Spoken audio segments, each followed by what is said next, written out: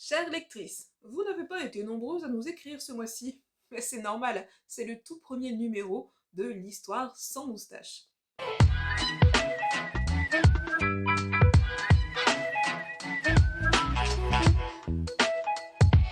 A, B, C, D, E, F, G.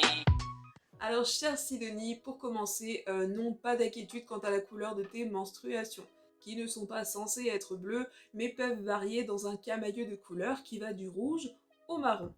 Ne faisant pas moi-même partie du personnel de la santé, je te suggère de prendre rendez-vous pour une consultation médicale si tu as la moindre inquiétude et de te rendre sur les sites bien documentés que je mets en description de cette vidéo.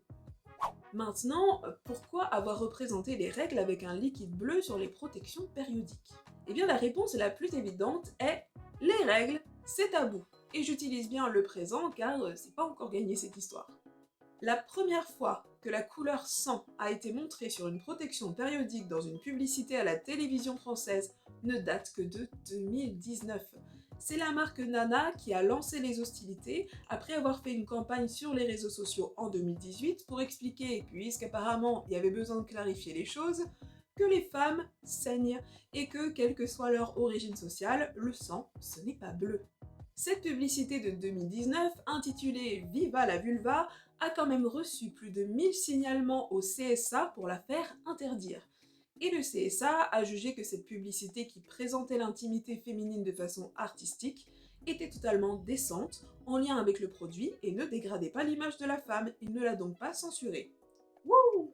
La promotion des protections périodiques industrielles qui ont été inventées entre la fin du 19e et le début du 20e, c'est quand même tout un délire, hein.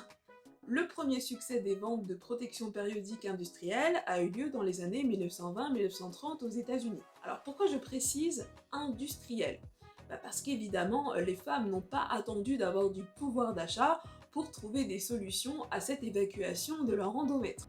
On a trouvé des preuves que les femmes, dès l'Antiquité, fabriquaient des protections avec de la ouate, du papier ou du tissu, et c'était visiblement des créations personnelles dont elles ne faisaient pas commerce.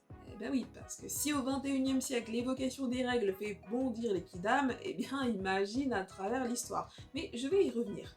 Là nous sommes après la Première Guerre mondiale et les ventes des premières protections industrielles ne sont pas une franche réussite parce que c'est vraiment une honte de demander ce type de produit à son pharmacien.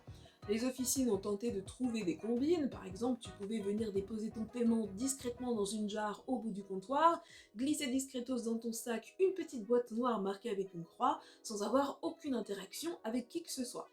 Mais quand même, la gestion des menstruations restait une affaire très privée et intime que les femmes préféraient encore gérer avec leur fabrication personnelle. En 1910, petite révolution dans la fabrication textile et papier.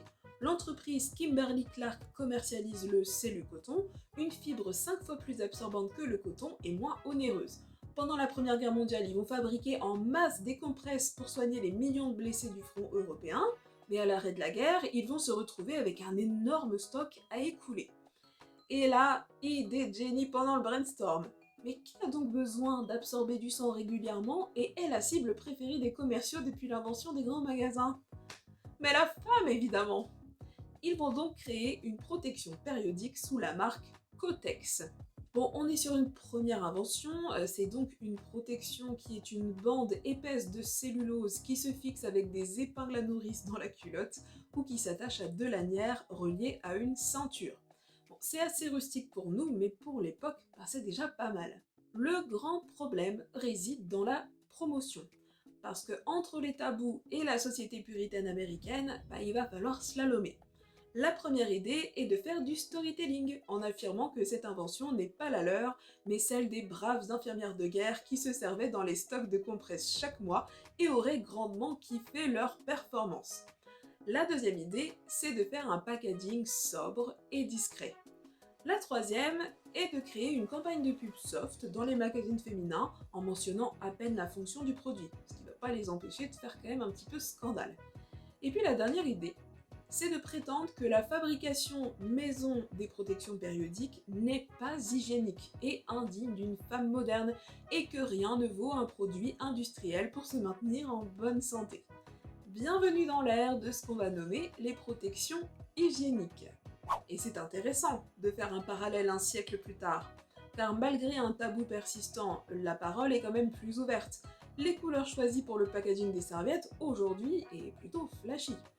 Et puis depuis quelques années, on est davantage sur une prévention à l'encontre des protections industrielles, comme le risque de choc toxique dans l'utilisation prolongée des tampons ou la présence de substances cancérigènes et perturbateurs endocriniens dans la composition des matériaux utilisés. On s'éloigne donc de cette maxime l'industrie égale santé. Après 1921, les protections vont se perfectionner et les marques vont se développer, mais le tabou va rester entier. Avant 1972 aux États-Unis, il était interdit de montrer le produit ou de prononcer le mot period dans une publicité. Pas hyper pratique. Il faudra attendre 1985 pour que Courtney Cox, la future Monica de la série Friends, prononce ce mot dans un spot. Il faudra patienter jusqu'à 2019 pour se rendre compte que le sang des règles n'est pas bleu. Et ce n'est qu'en 2023 qu'une étude scientifique a testé l'absorption des tampons et des serviettes avec du vrai sang et plus avec de l'eau. Et là, Sidonie, tu vas me dire, mais enfin, mais pourquoi les règles, ce phénomène naturel que toutes les femmes sans problème de santé ont mensuellement, est un tabou? Eh bien pour te répondre, on va devoir se plonger dans l'histoire de la médecine. Les textes fondateurs de la médecine ont été rédigés dans l'Antiquité par des médecins qu'on connaît encore aujourd'hui, comme Hippocrate pour ne nommer que lui. Mais comme il a publié sur les maladies des femmes, il est intéressant de le garder sous le coude. Jusqu'au milieu du XXe siècle, les scientifiques n'ont eu de cesse d'expliquer des phénomènes proches de la superstition par des théories scientifiques, et le corps des femmes en a fait largement les frais. Les médecins de l'Antiquité, qui étaient exclusivement des hommes, jonglaient entre leurs observations, leur matériel rudimentaire et les croyances religieuses. Ils ont déduit que le corps des femmes et des hommes ne fonctionnait pas de la même façon. Et les théories sur les maladies que contractaient les femmes s'appuyaient sur le fonctionnement de leur matrice, c'est-à-dire leur utérus. La fonction principale et quasiment exclusive d'une femme dans la société antique, c'était de faire des enfants. Et les médecins l'attestaient scientifiquement. S'il lui était interdit de faire tout un tas de trucs comme faire de la politique, sortir de chez elle toute seule ou aller au théâtre, eh bien c'est parce que sa fonction naturelle était de faire des enfants. Les règles étaient pensées comme un afflux de sang qui était dans le corps de la femme. Et jusqu'à la fin du 19e siècle, les médecins ne concevaient pas que c'était du sang qui venait directement de la muqueuse utérine avec une fonction bien précise.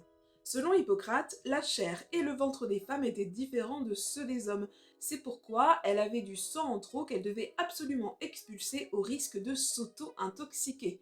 Et quand elle était célibataire, qu'elle n'avait pas de relation intime avec son mari ou qu'elle n'avait pas fait d'enfant, eh bien son utérus était trop léger. Il se déplaçait dans le corps et attaquait ses organes pour ne pas se dessécher.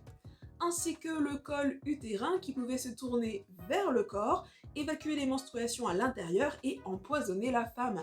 C'est pourquoi pour Hippocrate, il était très important que la femme se marie et qu'elle ait des enfants. La grossesse et l'accouchement lui permettaient de façonner un corps préparé à expulser ce sang en trop et à se purger.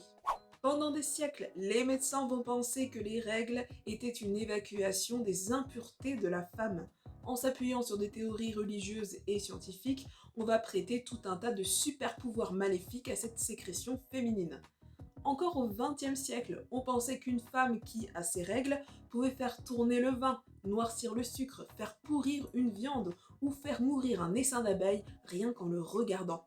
À la fin du XIXe siècle, dans certaines régions françaises, on faisait encore traverser les femmes en phase menstruelle dans les champs pour servir d'insecticide.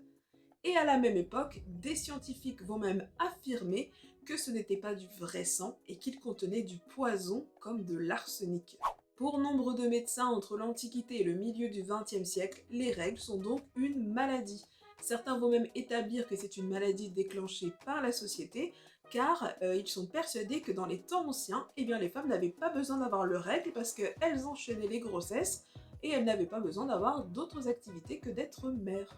À la fin du 19e siècle, ils vont aussi créer des connexions entre les pathologies psychiatriques et les règles, allant jusqu'à demander à la justice d'enquêter sur la date des menstruations des criminels pour prouver qu'elles n'avaient pas leur libre arbitre. Et je te passe leur terreur face aux femmes ménopausées, inutiles à la société, et les préados dont on va déclencher les règles à l'aide de sangsues sur les parties intimes pour les libérer de leurs symptômes. Et ça, c'est pas une pratique de l'Antiquité, hein, c'est une pratique publiée par François-Martin Solon en 1835, un agrégé de la faculté de médecine de Paris. Nous sommes donc les héritières de toutes ces croyances et toutes ces théories. Pendant des siècles, les règles ont fait peur. Elles ont été jugées comme une punition, considérées comme dégradantes et difficilement contrôlables. Certaines personnes estiment encore aujourd'hui que c'est une affaire intime de femmes qu'on doit conserver comme un tabou. Bon bah évidemment, si je dois donner mon avis, moi je pense qu'il n'y a rien de mieux que l'éducation et l'information, et que c'est une question de santé et de bien vivre. Heureusement, il existe des sites, des comptes sur les réseaux sociaux, des outils et des professionnels de santé avisés qui peuvent aider à gérer les menstruations et tout ce qui les accompagne au quotidien. Et puis après tout, cette évacuation naturelle a fait naître 100% des humains sur cette terre, donc pourquoi en faire un secret? Voilà, chère Sidonie, pourquoi il y a moins de 10 ans, malgré pléthore de sang giclant allègrement dans les fictions, eh bien le sang des règles, lui, était bleu sur les écrans, mais pas dans ta culotte.